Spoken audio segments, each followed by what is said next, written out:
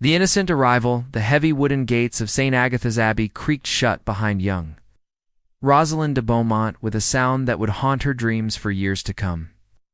At 8 years old, she stood barely taller than the iron lock that now separated her from everything she had ever known and loved. Her small hands clutched a silk pouch containing her last worldly possessions, a wooden doll carved by her father, and a pressed violet from her mother's garden. Sister Cordelia, the Abbey's novice mistress, towered over the trembling child like a black-robed specter. Her face was carved from what seemed like the same cold stone that built these walls, showing no warmth or kindness as she studied the newest arrival.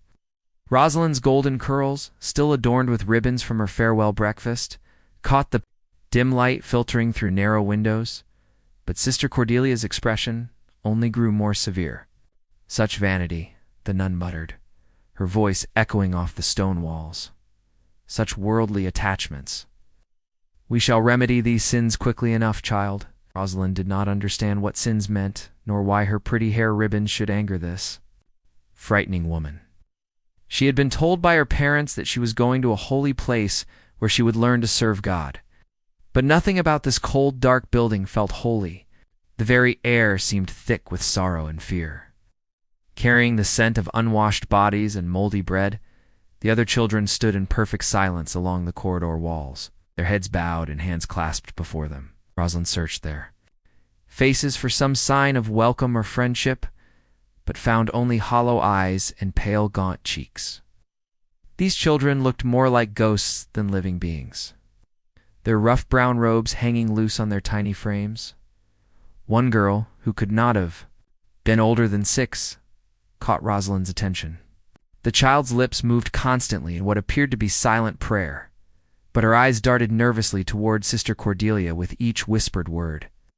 When the little girl noticed Rosalind watching, she quickly looked away, pressing herself closer to the wall, as if trying to disappear into the stone itself. "You will learn our ways quickly," Sister Cordelia announced, beginning to walk down the long corridor. Her heavy footsteps echoed like drum beats announcing doom. In this sacred place, pride is crushed, vanity is destroyed, and the sinful nature of childhood is purged through discipline and prayer. Rosalind hurried to keep pace, her soft leather shoes making whisper quiet sounds against the worn stone floors. The walls around her were bare except for wooden crucifixes that cast long shadows in the flickering candlelight.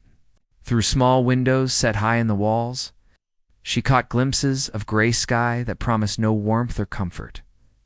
The dormitory. When they finally reached it, was a long, narrow room filled with rows of straw pallets placed directly on the floor. Each sleeping space was marked by a thin woolen blanket and a small wooden cross. The room was so cold that Rosalind could see her breath forming small clouds in the air, and she instinctively pulled her warm cloak tighter around her shoulders. "Such finery has no place here," Sister Cordelia said, noticing the gesture. Swift, practiced movements. She stripped away Rosalind's beautiful cloak, her silk dress, and even her leather shoes. The child stood shivering in her thin undergarments, tears beginning to flow down her cheeks as the reality of her situation became clear. The rough woolen habit that replaced her fine clothes felt like wearing a hair shirt against her tender skin. The fabric scratched and chafed with every movement, and the coarse rope belt cut into her small waist. When Sister Cordelia produced a pair of sharp shears and began cutting away Rosalind's golden curls, the child finally broke into open sobs. "Tears or weakness," the nun said, without emotion as handfuls of beautiful hair fell to the floor. "Weakness is sin. You will learn to find joy only in serving God, not in worldly beauty or material comforts. Your hair will grow back plain and brown, as befits a servant of the Lord." That first night, Rosalind lay on her straw pallet listening to the sounds of children crying softly in the darkness. The thin blanket provided little warmth against the stone floor, and her roughly shorn head felt cold and strange. Every few minutes she would reach up to touch her head, still unable to believe that her beautiful hair was gone forever. The girl on the pallet, next to hers, whispered so quietly that Rosalind almost missed it. "I am Beatrice," the voice said. "I have been here 2 years. Do not speak unless spoken to. Do not cry where they can hear you. Do not hope for letters from home." Before Rosalind could respond, Heavy footsteps echoed through the dormitory. Sister Cordelia appeared with a lantern, her eyes scanning the rows of children like a hawk searching for prey. When she spotted movement or heard the slightest sound, she would stride over and deliver swift punishment with a wooden rod. She carried for exactly this purpose. The first bell rang at 4 a.m, jarring Rosalind from the few hours of fitful sleep she had managed. Around her, the other children rose immediately and began dressing with practiced efficiency. When Rosalind moved too slowly, still groggy and confused, a sharp blow to her shoulders reminded her that hesitation was not tolerated. Morning prayers lasted for 2 hours in a chapel so cold that ice had formed on the holy water. Rosalind's knees, unaccustomed to kneeling on hard stone, began to ache within minutes. By the end of the service, she could barely feel her legs, and standing required enormous effort. When she stumbled slightly, Sister Cordelia's disapproving gaze reminded her that showing weakness would bring consequences. Breakfast consisted of a small piece of black bread and a cup of water that tasted of rust and neglect. Rosalind, accustomed 2 honey cakes and fresh cream from her family's kitchen, could barely choke down the meager meal. Her stomach, already cramped with fear and homesickness, protested against the coarse food, but she noticed that the other children ate every crumb. With desperate gratitude, the day continued with more prayers, followed by what Sister Cordelia called useful labor. For Rosalind, this meant scrubbing the chapel floors with a brush nearly as large as herself. The water was ice cold, and within an hour her small hands were cracked and bleeding.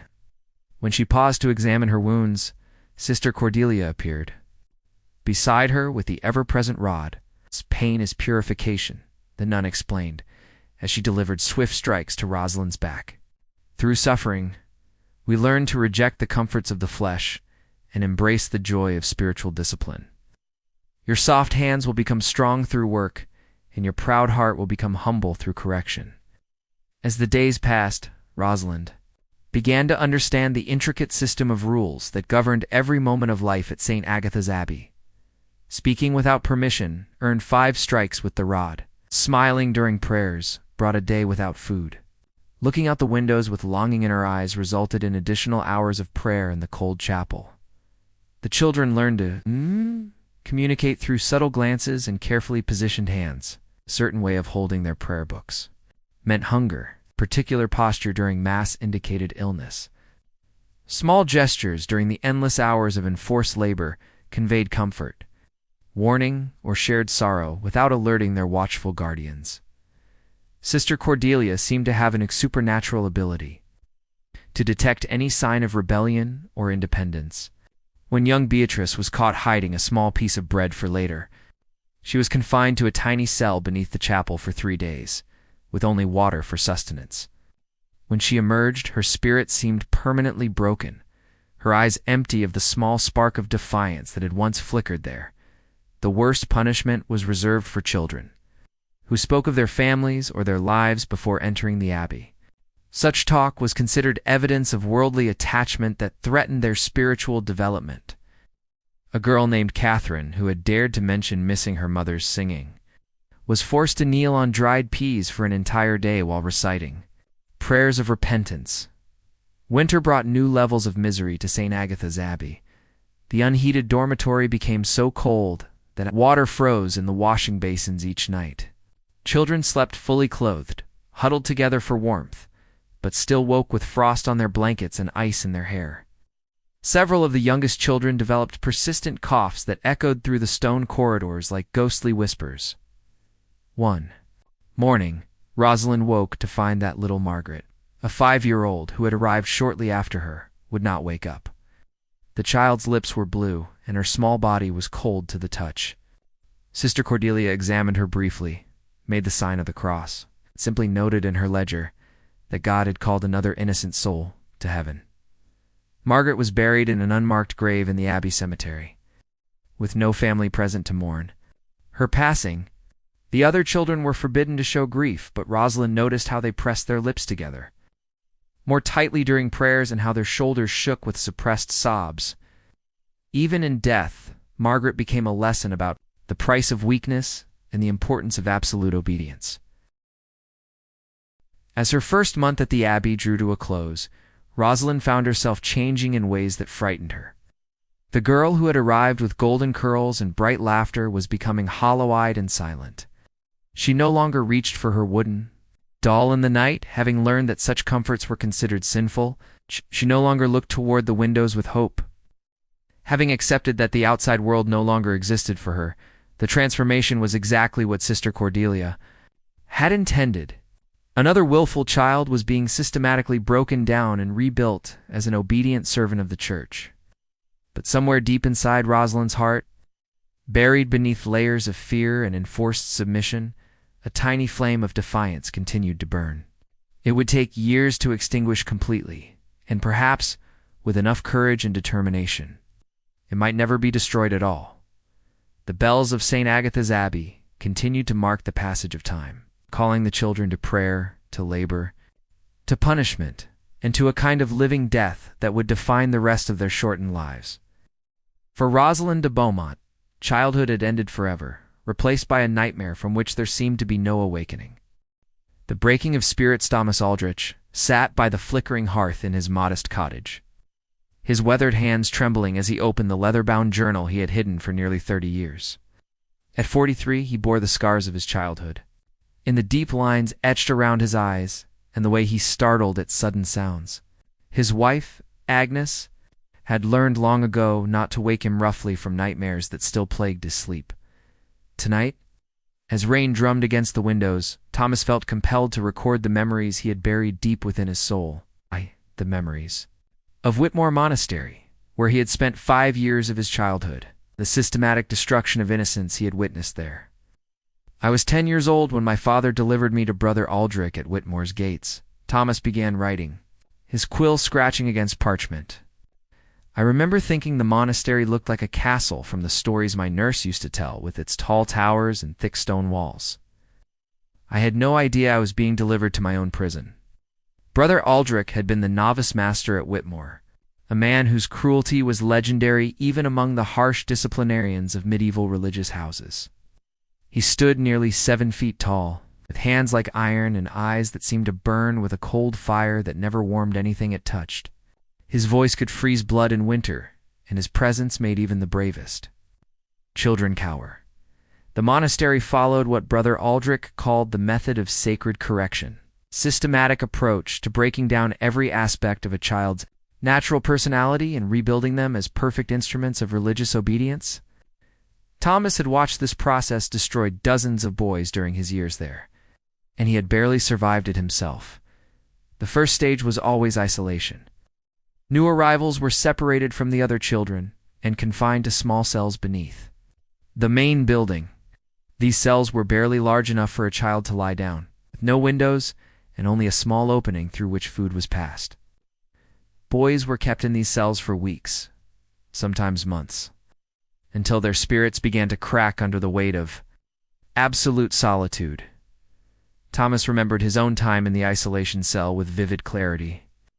The darkness was so complete that he lost track of day and night, measuring time only by the arrival of his single daily meal of bread and water. The silence was broken only by the sound of his own breathing and the occasional scurrying of rats that shared his confined space. "They want you to forget who you were before," he wrote, recalling the words of an older boy named Benedict, who had somehow survived 3 years at Whitmore. "They want you to become nothing, so they can fill you with whatever they choose." During night isolation, boys were visited daily by Brother Aldrich for what he called spiritual examination. These sessions involved hours of interrogation about the child's thoughts, dreams, and memories of home. Any expression of longing for family or the outside world was met with immediate punishment. Boys learned quickly to lie about their feelings, claiming they thought only of God, felt grateful for their salvation from the sinful world. The physical punishments during these examinations were carefully calculated.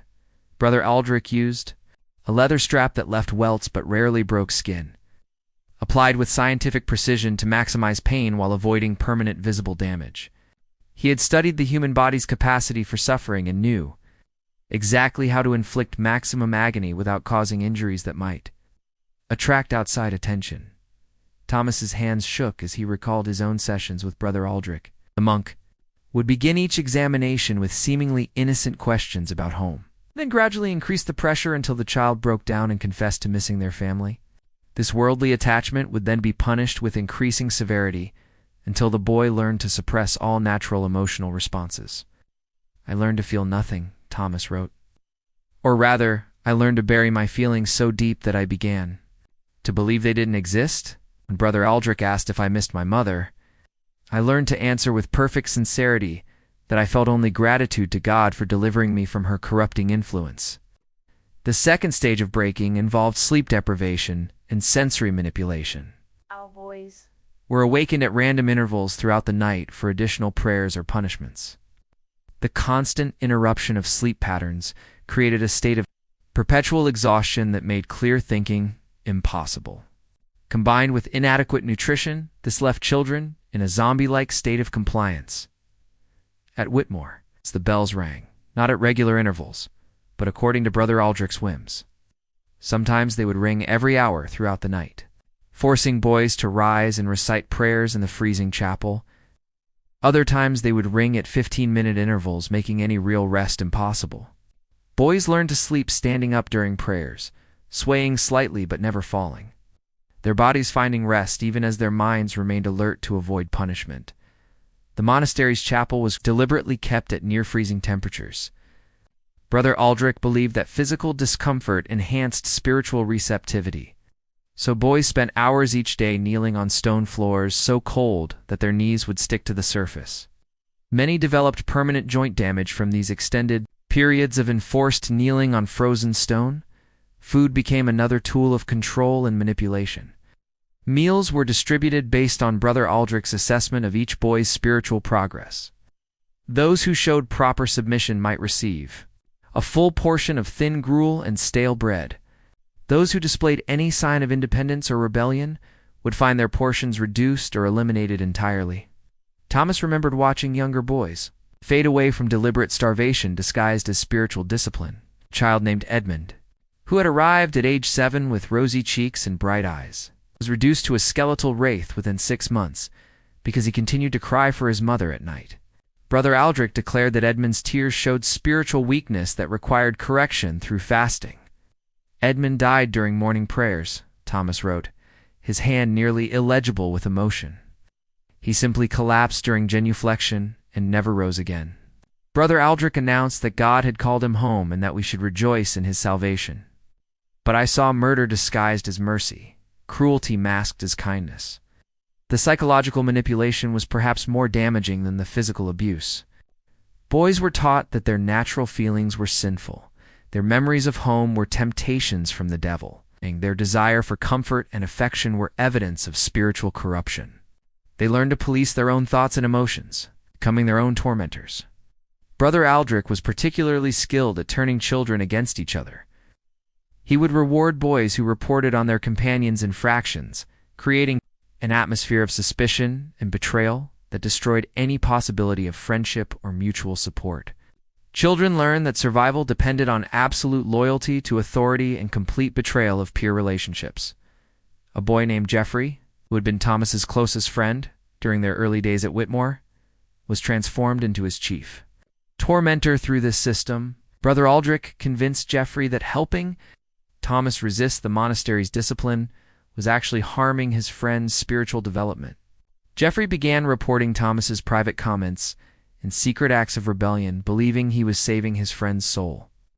Jeffrey wept as he delivered his reports to Brother Aldrich, Thomas remembered, but he continued to betray me because he had been convinced that betrayal was love, that cruelty was kindness, that destruction was salvation. The system turned us into weapons against each other. The third stage involved the systematic destruction of memory and identity. Boys were forbidden to use their birth names, instead being assigned new names meant to erase their previous existence. Thomas became Brother Penitent, while other boys received names like Brother Humble or Brother Sorrowful that reinforced their new identities as broken beings seeking redemption. All personal possessions were destroyed in elaborate ceremonies, designed to symbolize the death of the old self. Thomas watched his few treasures from home, including a small wooden horse carved by his grandfather. burned in the chapel while Brother Aldrich preached about the necessity of rejecting worldly attachments. Boys were required to express gratitude for this destruction, thanking God for freeing them from material temptations. The most insidious aspect of the breaking process was how it convinced children that their suffering was necessary and beneficial. Boys learned to repeat phrases about the purifying nature of pain and the spiritual value of submission until they began to believe these lies themselves. They became collaborators in their own destruction, actively participating in the system that was annihilating their souls. Thomas described watching this transformation in younger boys with horror and recognition. They would arrive terrified and rebellious, clinging to memories of home and love. Gradually, through systematic abuse disguised as spiritual instruction, they would become hollow-eyed automatons who spoke only in religious platitudes and showed no sign of independent thought or feeling. The final stage was the complete reconstruction of personality around absolute obedience to authority. Boys who successfully completed this process became perfect servants of the monastery system. Incapable of questioning orders or thinking independently, they had been transformed from living children into religious machines, programmed to respond correctly to any stimulus.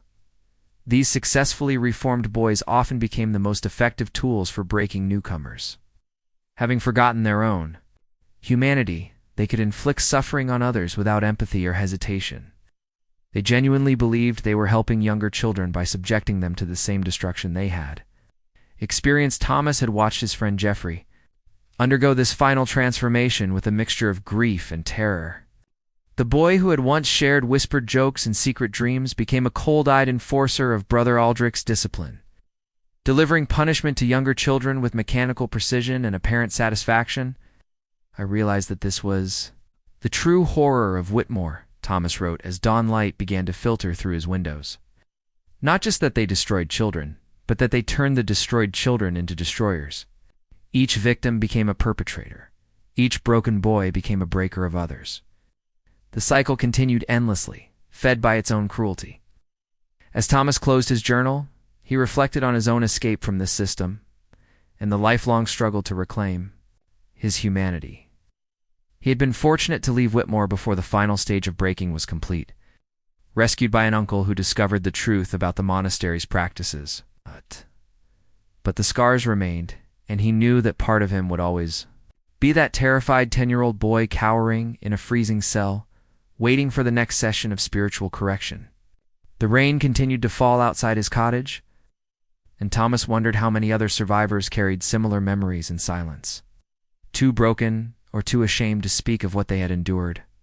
The methods used at Whitmore and similar institutions had been refined over centuries, passed down from one generation of religious authorities to the next, like a deadly inheritance of systematic cruelty disguised as spiritual discipline.